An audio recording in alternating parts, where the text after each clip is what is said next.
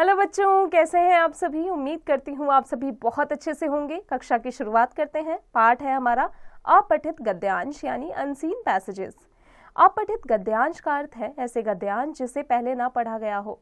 अपठित गद्यांश कहलाता है इसमें दिए गए गद्यांश में ही प्रश्नों के उत्तर लिखे होते हैं, उसी में से छांट कर लिखना होता है। अपठित गद्यांश के उत्तर लिखने से पूर्व ध्यान देने योग्य बातें। गद्यांश को 2-3 बार ध्यानपूर्वक पढ़ना चाहिए। गद्यांश के आधार पर दिए गए प्रश्नों के उत्तर छांटने चाहिए। प्रश्नों के सही विकल्प का चयन करने के ही निशाना लगाना चाहिए। उत्तर चयन के बार बार काटना नहीं चाहिए। व्याकरण एवं भाषा बोध के प्रश्नों के उत्तर ध्यानपूर्वक पढ़कर देने चाहिए। आओ कुछ उदाहरण देखें। नीचे लिखे अपठित गद्यांश को पढ़कर पूछे गए प्रश्नों को सही विकल्प के आगे सही का चिन्ह लगाएं।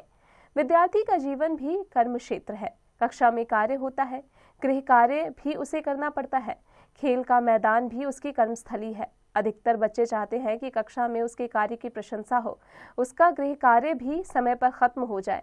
उनमें खेल में भी अच्छा प्रदर्शन करने की लालसा रहती है। जरा सोचो, वे उत्तम कार्य करने की अपनी चाह को कैसे पूरा कर सकते हैं। समय पर गृह कार्य करने की इच्छा कैसे पूरी हो, खेल में अच्छा प्रदर्शन कैसे किया जा सकता है। इन सभी प्रश्नों का सरल सा उत्तर है परिश्रम। परिश्रम ही सफलता की कुंजी है। किसी ने सच कहा है, बिना परिश्रम के रोटी का टुकड़ा भी मुंह में नहीं जाता। विद्यार्थी जीवन कैसा क्षेत्र माना जाता है? कौन सा क्षेत्र माना जाता है बच्चों? कर्म क्षेत्र। अधिकतर बच्चे क्या चाहते हैं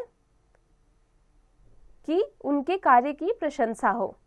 बच्चे उत्तम कार्य करने की चाह कैसे पूरी कर सकते हैं? परिश्रम करके। परिश्रम को किसकी कुंजी माना जाता है? सफलता की। प्रशंसा का विलोम शब्द क्या है? निंदा। नीचे लिखे अपठित गद्यांश को पढ़कर पूछे गए प्रश्नों के सही विकल्प के आगे सही का चिन्ह लगाएं। भारतवर्ष कृषि प्रधान देश है। यदि वर्षा न हो तो खेत, बाग और जंगल सूख जाए। इसलिए वर्षा ऋतु वनस्पतियों और जीव जंतुओं को जीवन प्रदान करती है। वर्षा ऋतु में जब मूसलाधार बारिश होती है तो गलियां, सड़कें और रास्ते भी पानी से भर जाते हैं। जगह जगह नाले बहने लगते हैं। नदियों में बाढ़ आ जाती है। बाढ़ का पानी नदियों से बाहर निकलकर खड़ी फसल को बर्बाद कर देता है। यह पानी पुराने या कच्चे मकानों को गिराकर ढेर कर देता है। परंतु बाढ़ का पानी अपने साथ उपजाऊ मिट्टी लाकर खेतों को भी उपजाऊ बना देता है। भारतवर्ष को कैसा देश माना जाता है बच्चों? भारत देश को कैसा? कृषि प्रधान। यदि वर्षा ना हो तो क्या सूख जाएंगे? तीनों सही उत्तर हैं। गलियों, सड़कों और रास्तों में पानी कब भर जाता है? मूसलाधार वर्षा होने पर। बाढ़ का पानी किसे बर्बाद कर देता है? तीनों ही उत्तर सही है। नदी का उचित पर्यायवाची क्या है? सरिता। अभ्यास। नीचे लिखे अपठित गद्यांश को पढ़कर पूछे गए प्रश्नों के सही विकल्प के आगे सही का चिन्ह लगाएं। बच्चों से पूरा आपको पढ़ना है और उसके बाद आपको सही उत्तर को ढूंढना है। इसका अभ्यास आप स्वयं कीजिएगा। नीचे लिखे अपठित गद्यांश को पढ़कर पूछे गए प्रश्नों के सही विकल्प के आगे सही का चिन्ह लगाएं। बच्चों, इसमें भी इसी प्रकार करना है।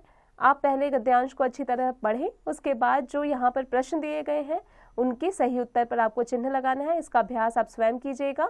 उम्मीद है कक्षा में पढ़ाई गई हर एक बात आपको अच्छे से समझ में आ गई होगी। अब आप इसका निरंतर अभ्यास स्वयं करते रहिएगा।